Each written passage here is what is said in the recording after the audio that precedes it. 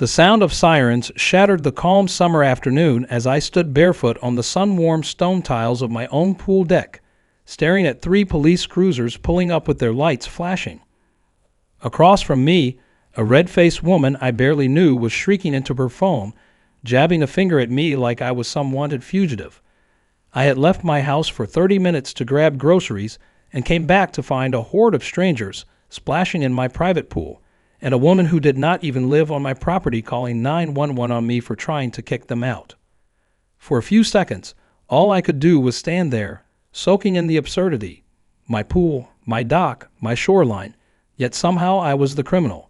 It would have been hilarious if it hadn't been so insane. And that, my friend, was the moment the war began.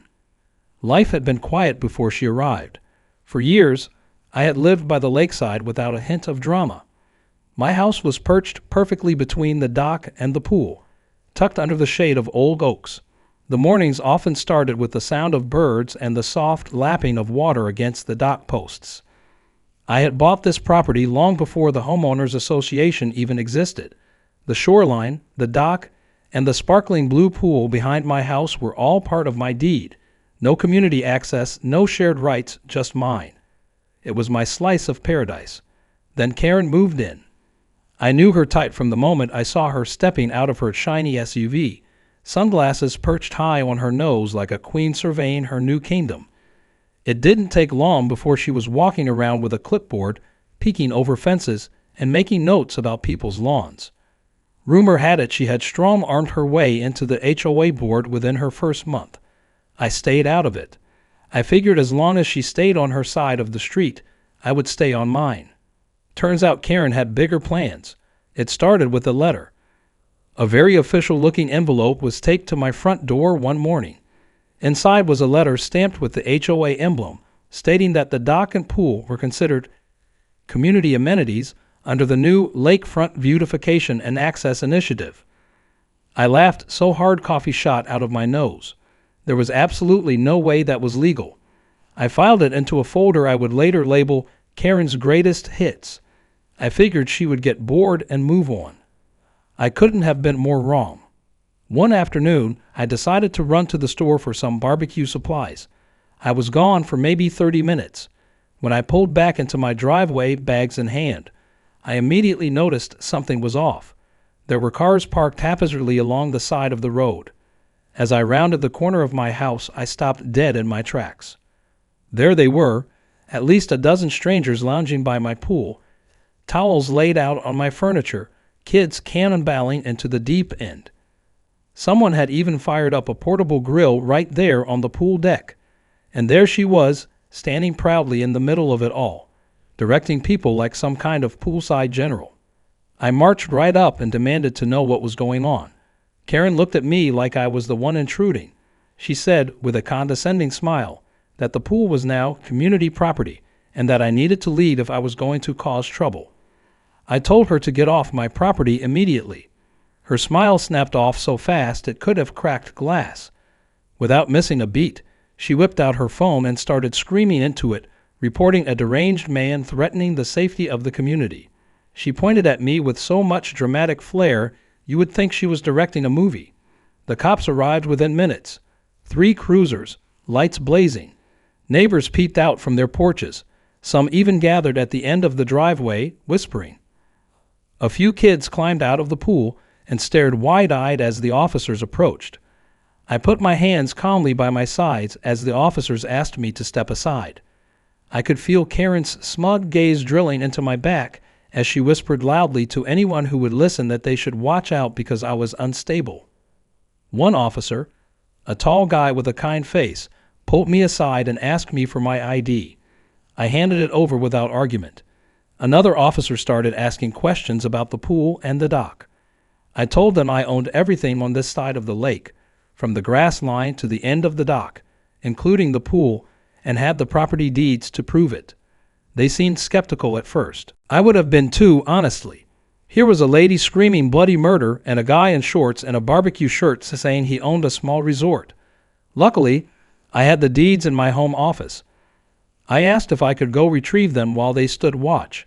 They agreed, and I returned a minute later with the original documents neatly tucked in a folder. The lead officer read through them carefully, his brow furrowed, and he called over his partner. They cross-checked my address, matched the property lines, and even pulled up the county GIS maps on their patrol tablet. The mood shifted. The officers' postures changed.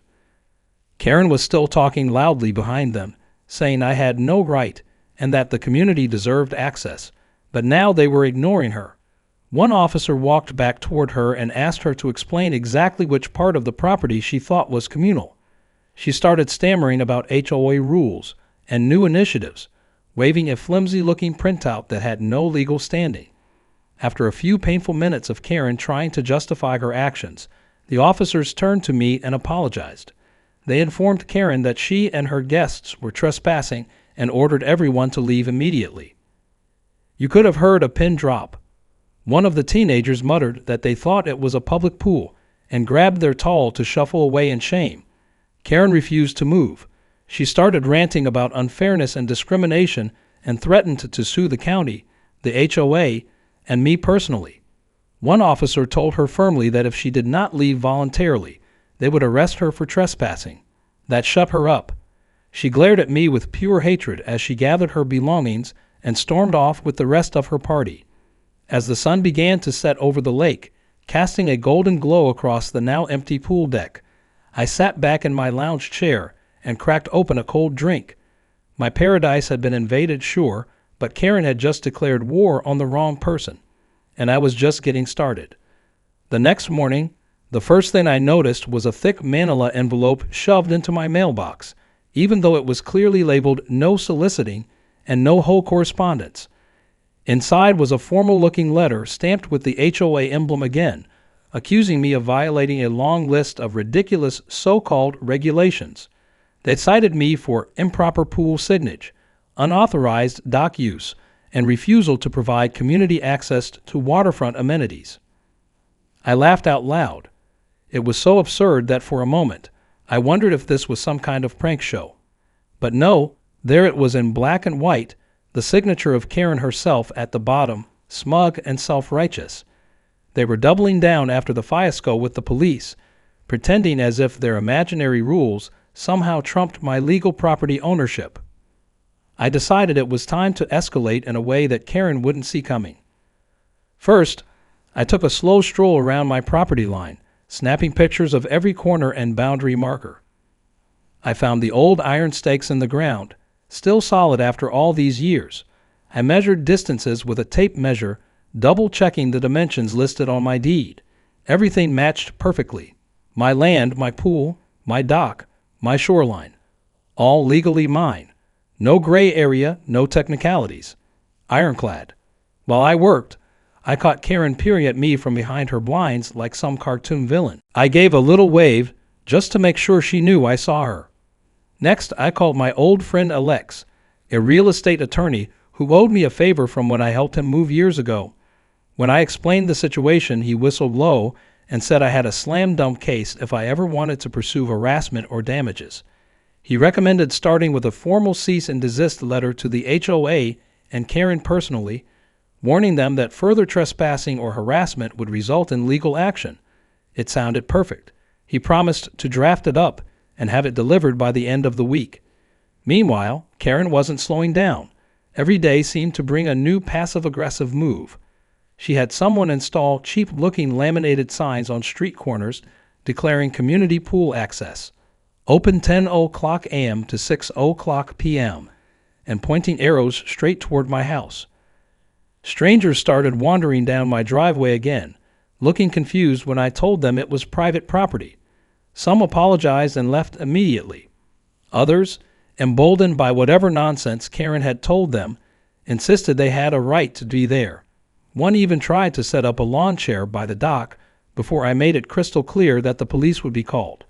Then came the biggest stunt yet. One Saturday morning, I woke up to the sound of hammering. Curious, I stepped onto my porch and stared in disbelief. Karen and a few of her HOA cronies were busy erecting a banner between two trees on the edge of the lake near my property line. It read, "Community Summer Barbecue and Lake Party Today." There were balloons, there were coolers, There were folding tables being set up, all of it on the public land near the lake's access road, but all the signs and decorations were clearly intended to make it seem like my dock and pool were part of the festivities. I took a deep breath, feeling a flash of anger, but also something else, amusement. She was making this so much easier for me. I grabbed my phone and started recording everything. Video evidence would be the final nail in her coffin. I caught footage of Karen instructing people to head toward the dock. I filmed her laughing and handing out flyers about future community lake events. I even got a shot of her sticking a bright orange sign on my locked gate that read, "Please use other entrance. Private event today." It was time to hit back properly. I called Alex again and filled him in. He nearly cackled with glee. He told me not to confront her directly anymore. Let her dig her own grave deeper, he said. To focus on documentation and let the paper trail speak louder than words. And so I did. I installed 2 high-resolution security cameras, one facing the dock and one watching the pool entrance. They had motion detection, night vision, and live cloud backup. I also posted new no trespassing signs that cited the exact state statutes regarding private property and the penalties for violating them. Over the next few days, the cameras paid for themselves. I caught footage of Karen sneaking onto my property at dusk, trying to hang decorations for her next big event. I caught teenagers she had sent climbing over my dock fence. I even caught her peeking through my backyard fence slats like a nosy raccoon. Every file got saved and time-stamped. My folder was growing thicker by the hour. It was around this time that the sheriff himself got involved. Turns out my earlier call about trespassing had put things on the radar. Sheriff Thompson was an old buddy from my fishing days, and he took a personal interest when he heard that a certain HOA president was stirring up trouble. One afternoon, he swung by my place in uniform, all business. I handed him copies of everything I had collected. He reviewed the materials carefully, occasionally raising an eyebrow or letting out a quiet chuckle. When he finished, he looked me in the eye and said it was time to make an example out of Karen. The sheriff put together an official trespassing complaint, naming Karen and any other individuals she had encouraged to invade my property. It wasn't just a civil matter anymore. It was criminal. If they set foot past my gate again without permission, they could be arrested on the spot. When I asked what would happen if they tried to argue about community access, he grinned and said the law would be more than happy to educate them. Meanwhile, Karen continued to act like she was queen of the neighborhood. She strutted around the cul-de-sac, smiling smugly at anyone who passed by, as if she had already won. Little did she know that her house of cards was about to collapse in spectacular fashion. She had mistaken kindness for weakness and had mistaken stubbornness for authority. The calm before the storm had settled in. I could feel it in the way neighbors started avoiding eye contact with Karen. I could feel it in the way some began offering me sheepish waves and small talk as they realized who really owned the land they had been missiled about. Karen was losing her grip, but she was too arrogant to notice. She still believed she was untouchable. That belief wouldn't survive the weekend, because this time, when she planned her biggest takeover yet, she would be walking straight into a trap of her own making, and I would be waiting. Camera rolling, friends in uniform nearby, ready to end this farce once and for all. The weekend arrived with a heavy summer heat hanging in the air, the kind of day where the lake looked like a giant mirror and even the breeze seemed to move in slow motion. From my porch, I watched as Karen and her little crew set up what looked like the grandest event yet. There were more folding tables, a giant inflatable slide positioned dangerously close to the public walking path, and the same cheap banners waving in the slight wind, all pointing again straight toward my private dock. I sipped my morning coffee calmly, feeling not a shred of anxiety. Everything was set in motion, and this time there would be no way out for Karen. She had no idea she was walking right into the biggest humiliation of her self-appointed reign. As the morning went on, a slow trickle of people started to arrive. Some were families with small children, looking confused but tempted by the promise of free barbecue and lakeside fun. Others looked like Karen's personal recruits, clipboard-carrying HOA busybodies who believed their mere presence made them authorities over land they didn't own. I watched the growing crowd from behind my tinted windows, letting the security cameras capture every angle in crisp high definition. Karen was in rare form, bouncing from group to group, handing out flyers and telling people the pool would open soon. She even had the nerve to put up a sign at the entrance to my locked pool gate that said, "Community event. Please respect hours." At exactly noon, the first real trouble began. A few guests, emboldened by Karen's lies, tried the pool gate and found it locked. They rattled it loudly, then looked around in confusion. Karen marched over, keys jangling in her hand like a warden ready to liberate prisoners. She reached for the gate and tried to force it open. That was when the sheriff's deputies, positioned discreetly around the neighborhood, made their move. Two officers approached from opposite sides, walking calmly but purposefully. They stopped Karen just as she was attempting to cut the lock with a small pair of bolt cutters hidden in her tote bag. I could hear the confrontation even from my porch. One deputy asked Karen if she had permission to access the property. She responded loudly that the HOA had jurisdiction and that it was a community event. The officers patiently asked again, making it clear they weren't here for a debate. When she refused to back down and continued fiddling with the lock, they placed her in handcuffs. The entire crowd gasped. Some people started filming on their phones. Others began quietly packing up their things, pretending they had never been there. Karen's face turned a shade of red so intense it looked like she might explode. The deputies calmly explained that she was under arrest for attempted vandalism and trespassing. She shrieked protests, blaming me, blaming the HOA, even blaming the sheriff's department for conspiring against her. None of it mattered. She was led away, still shouting, as the rest of the gathering crumbled into chaos. Without their ringleader, most of the attendees realized they had been missiled and wandered away in embarrassment. I waited until the area cleared before stepping outside. The dock was untouched, my property line secure, and my cameras had caught every second. I sent copies of the footage to my lawyer with a simple note attached. Mission accomplished. Alex responded almost instantly, telling me this would strengthen our harassment case to an airtight degree. Not only did we have evidence of trespassing, but now also of attempted property damage and public disturbance. The fallout was delicious to watch. Word spread like wildfire across the neighborhood. The video of Karen being arrested circulated through local social media groups, racking up comments ranging from disbelief to glee. Some neighbors who had been neutral before started distancing themselves from Karen completely. A few even came by to apologize in person, bringing peace offerings like homemade cookies or offers to help clean up any damage, even though there was none. Meanwhile, the HOA scrambled to save face. They issued a bland statement trying to claim that Karen had acted independently and that the organization had never officially sanctioned the event. It was a lie so obvious it was almost insulting. Flyers with the HOA logo, the HOA mailing list used to announce the party, HOA funds paying for some of the event supplies, all neatly documented thanks to the screenshots and videos I had collected. My lawyer sent a second letter to the HOA leadership demanding a full apology and financial reimbursement for the harassment and disturbances caused by Karen's actions, plus a clear statement affirming my private property rights. Karen, however, wasn't ready to give up completely. From what I heard through the grapevine, she had hired a lawyer of her own, a blustery type who promised he would have the charges dropped and countersue for harassment. It would have been laughable if it weren't so predictably petty. But once again, reality crushed her fantasies. Her lawyer apparently didn't do much research before filing his first motion, and the judge quickly dismissed it based on the mountain of evidence stacked against her. The judge also ordered Karen to stay at least 200 feet away from my property until her criminal case was resolved.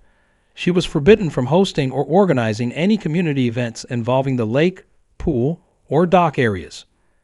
The look on her face when she received that order, according to witnesses at the courthouse, was one of pure defeat. In the following days, Karen's influence over the HOA disintegrated completely. The board held an emergency meeting where several longtime members demanded her resignation. Facing a mutiny and legal costs she had no way of covering, Karen stepped down. She tried to frame it as a personal decision to spend more time with family, but everyone knew the truth. Her little empire had crumbled into dust. With Karen out of the picture, life began to return to normal. The neighborhood, once tense and divided, seemed to breathe a collective sigh of relief. Without her constant meddling, people were friendlier, quieter, happier. I spent my evenings on the dock again, fishing pole in hand, watching the sunset over the lake without a care in the world. I knew Karen was still stewing somewhere nearby, watching from the shadows, plotting who knew what, but it didn't matter anymore. I had stood my ground, defended what was mine, and done it all without stooping to her level.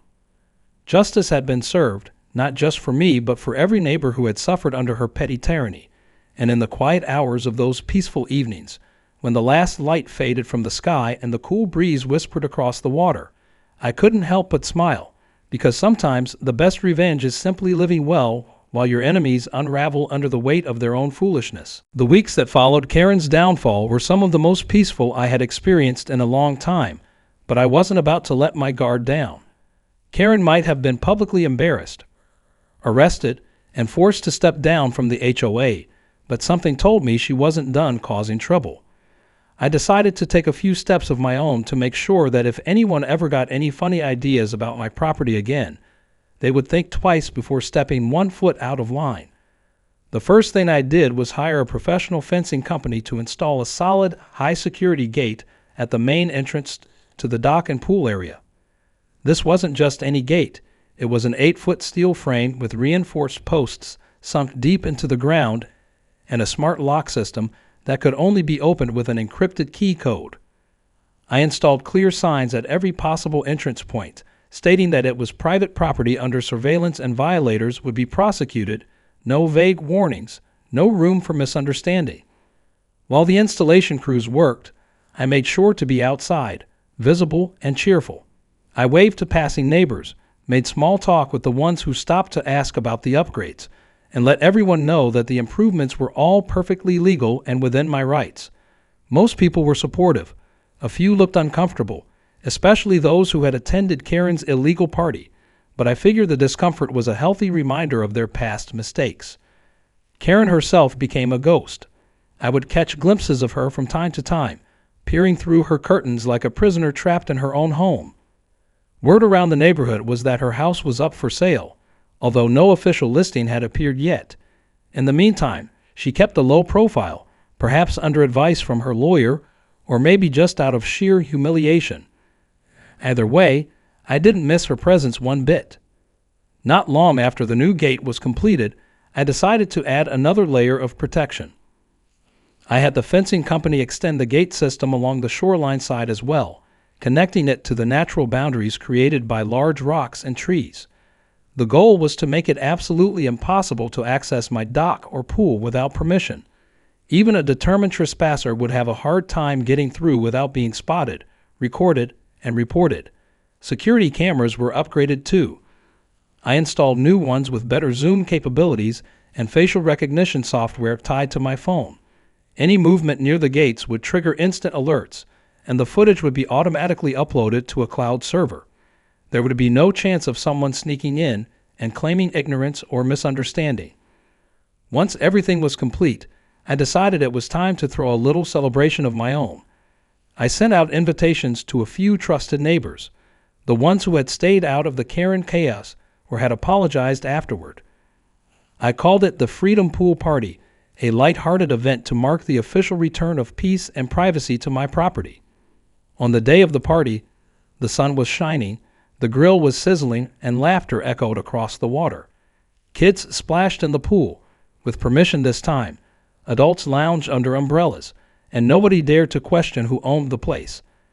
I even had a little fun with the decorations. I put up a big banner at the entrance that said, "Private Pool Party, No Karens Allowed," in bold, cheerful letters. It got a lot of laughs and more than a few photos. At one point, one of the older neighbors, Mr. Jenkins, raised his glass and made a short toast, thanking me for standing up for property rights and common sense. It was a small moment, but it meant a lot. Of course, Karen couldn't resist making one last attempt to stir the pot. Late in the afternoon, as the party was in full swing, she showed up at the edge of the public road, just close enough to be seen, but not close enough to trespass. She stood there glaring, arms crossed, practically vibrating with rage. A few guests noticed and pointed her out, but I just shrugged and laughed. Let her watch. Let her stew in her own bitterness. She had brought this all on herself. After about 10 minutes of standing there looking ridiculous, she finally turned and stormed off. I didn't see her again after that. It was as if she had finally accepted that she had lost, not just the battle over my property, but her standing in the community as well. Her house eventually went up for sale officially, a big for sale sign appearing in her front yard with a price-reduced sticker plastered across it after a few weeks of no interest. It was a quiet victory, but a satisfying one. I never set out to be the neighborhood enforcer. I just wanted to live in peace, enjoy my little patch of paradise, and be left alone.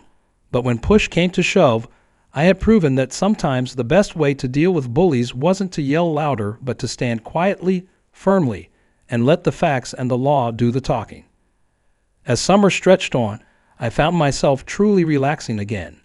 Morning coffee by the dock, evening swims in the cool water, fishing trips that started at sunrise and ended with a fresh catch sizzling on the grill. The lake seemed more beautiful than ever without the constant undercurrent of conflict and tension.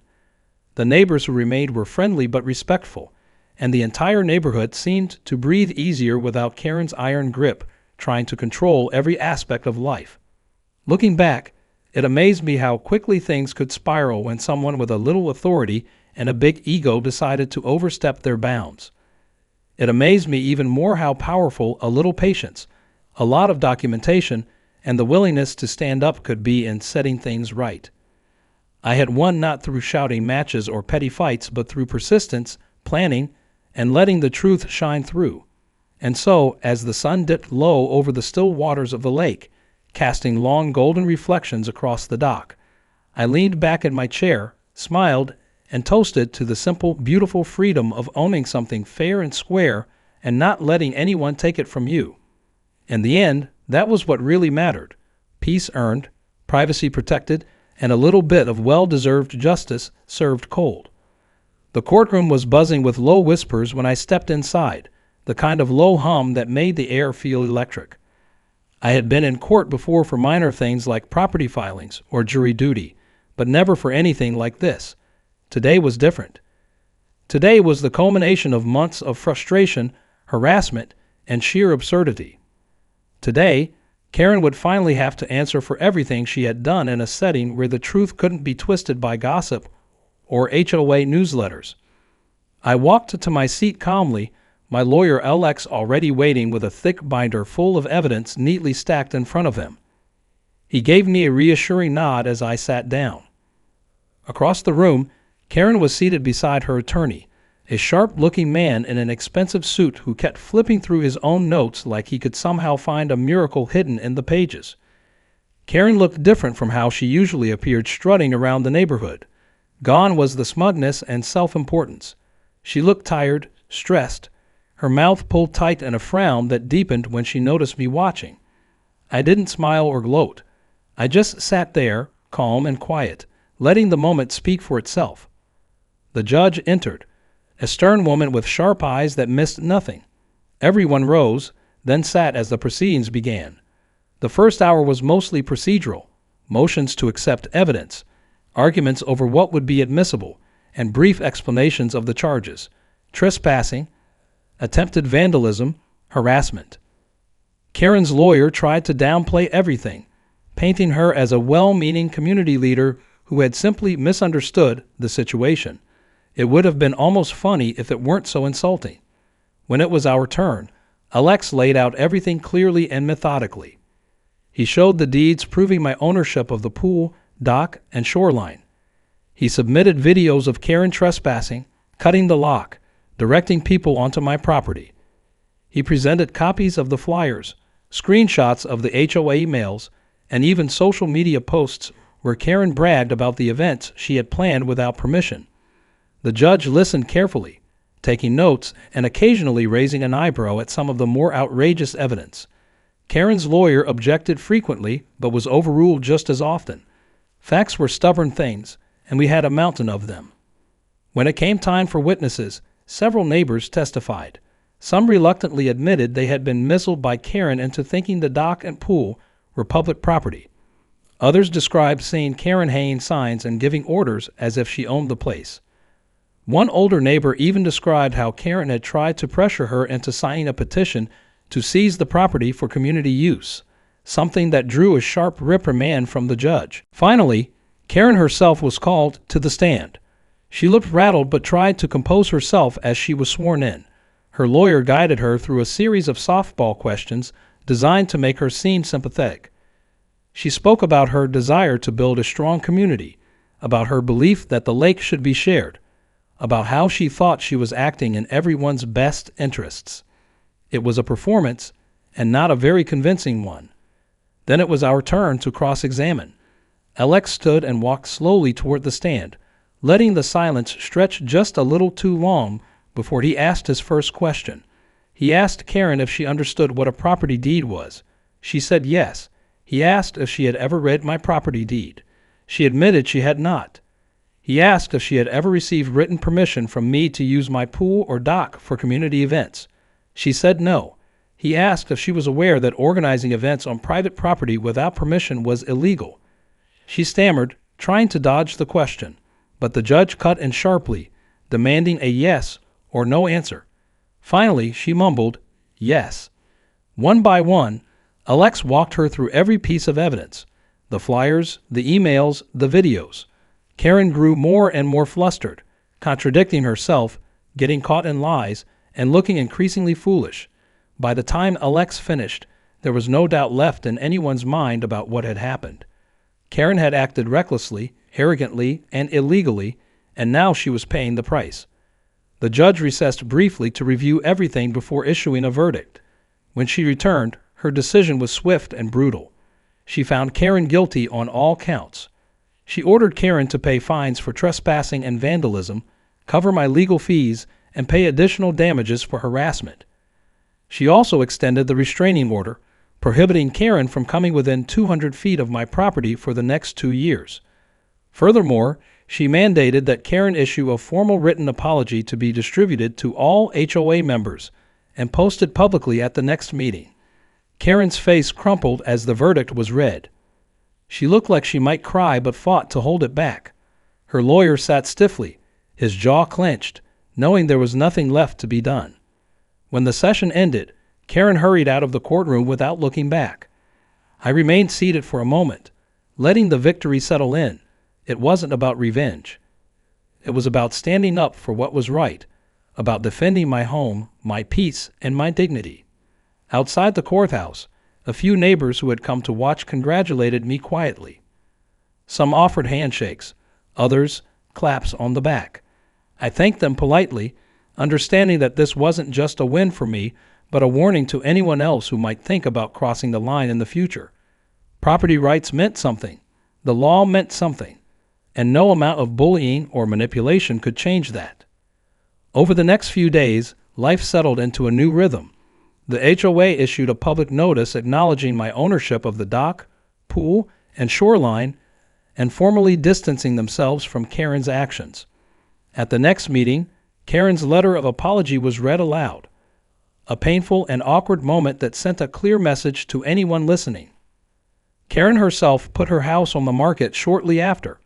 Within a few weeks, she was gone, leaving behind a legacy of chaos and a neighborhood that was all too happy to see her go. For me, it was a fresh start. I threw another small gathering at the pool, this time just close friends and family. No banners, no drama, just good food, laughter, and the peaceful sound of the lake in the background. Sitting there under the stars, surrounded by people who respected and valued what had been fought for, I felt a deep and satisfying sense of closure. Karen had come into my world thinking she could take whatever she wanted. She had learned the hard way that some battles can't be won with entitlement and arrogance. They are won with patience, perseverance, and an unwavering commitment to what is right. And as the gentle waves lapped against the dock and the night air grew cool and still, I knew that peace, once defended, becomes all the sweeter. The days after Karen moved away felt like waking up from a long, strange dream, the kind where the details are hazy, but the relief of knowing it's over sticks with you all day.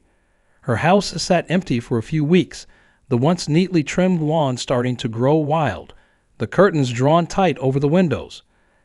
A few prospective buyers came and went, some peeking through the fence toward my pool and dock, as if trying to spot the source of all the gossip they had probably heard. I kept my distance, minding my business, content to let the past stay buried where it belonged. Eventually, a young family bought the place, a couple with 2 little kids and a golden retriever that loved chasing dragonflies along the lake shore. They were polite, friendly, and most importantly, respectful of boundaries. It was a complete shift from the chaos that had once ruled the neighborhood. With Karen gone and peace restored, I turned my attention to enjoying the property the way it was meant to be. I spent long mornings fishing from the dock, the mist rising from the lake as the sun climbed higher. Afternoons were for lazy swims and small gatherings with neighbors who had earned their way back into good standing. Evenings were quiet, filled with the sound of crickets and the occasional splash of a fish jumping near the shore. It was the kind of life I had dreamed about when I first bought the property, and now, finally, it was mine again, without strings or complications. The Freedom Pool Party had been such a hit that people started asking if I would host another one before summer ended. I agreed, but this time I wanted to make it even more special. I decided to throw a lakeside barbecue with games for the kids, a small fireworks display over the water, and a potluck dinner where everyone could bring a dish to share. I sent out invitations carefully, only to those who had shown respect and kindness throughout everything. It wasn't about excluding people for the sake of it. It was about protecting the peace that had been so hard won. The day of the party arrived, hot and bright, the sky a flawless blue overhead. Neighbors began arriving in the early afternoon, carrying coolers, trays of homemade food, and lawn chairs. Kids raced around playing tag while parents set up blankets and umbrellas. The grill sizzled with burgers, hot dogs, and skewers of vegetables, the smell filling the air with the scent of summer. Laughter and music drifted across the water, mainly with the soft rustle of the trees. It felt effortless, natural, like the neighborhood had finally healed from the rift Karen had caused. As the sun began to set, painting the sky in shades of pink and orange, I stood at the edge of the dock and looked back at the party unfolding on my lawn. For a moment, I thought about everything that had happened: the trespassing, the fake violations, the shouting matches, the police visits, the courtroom battles. All of it had been exhausting, infuriating, and at times even a little frightening. But standing there now, with friends and neighbors laughing and children splashing in the pool, it felt worth it. Every ounce of effort, every confrontation, every carefully documented piece of evidence had led to this moment of pure, unfiltered peace. When darkness fell, I set off a few fireworks from the end of the dock. They shot up into the night sky, exploding in bursts of color that reflected off the lake's surface. The kids cheered and clapped, faces lit with excitement. Adults sat back in their chairs, drinks in hand, smiling contentedly. It was a simple celebration, but it felt profound in its own way. A celebration not just of summer, but of standing firm, of reclaiming what was rightfully mine, of reminding everyone that respect and decency still mattered. Later, after the guests had gone home and the fireflies had taken over the night, I sat alone on the dock, feet dangling over the water. The lake was still, the air cool against my skin. I thought about Karen again, but not with anger. There was nothing left to be angry about. She was a chapter that had closed, a lesson learned about the importance of standing your ground when it mattered most. I realized then that battles like the one I had faced aren't really about the big dramatic moments. They're about the small, stubborn decisions you make every day, the choice to stay calm when provoked, the choice to gather evidence instead of shouting back, the choice to fight smart rather than loud, and most importantly, the choice to keep going even when it would be easier to give up. Those choices had won me more than a legal victory. They had won me my life back. They had given me nights like this, sitting quietly by the water, knowing that my home, my peace, and my dignity were intact, knowing that no one could take them away again. As the last of the fireworks smoke drifted away into the night sky, I leaned back against the dock and closed my eyes. I thought about the future, about more quiet days by the water, more gatherings with good people, more sunsets over the lake. I thought about planting a few more trees along the property line, maybe building a small gazebo near the dock for reading and fishing. Simple dreams, but precious ones. The lake lapped gently against the dock posts, a steady, soothing rhythm. Somewhere across the water, an owl hooted softly. Life wasn't perfect. It never would be. But it was mine. Hard-earned, deeply cherished, and for the first time in a long while, truly free.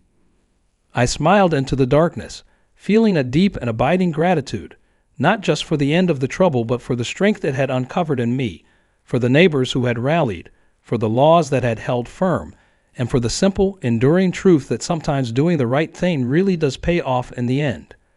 The night stretched out before me, vast and peaceful, and I knew that whatever came next, I was ready, not with anger, not with fear, but with the quiet, steady confidence of someone who had weathered the storm and come out stronger on the other side. The lake shimmered under the stars, endless and still, and I sat there a little longer, savoring every moment of the life I had fought to protect.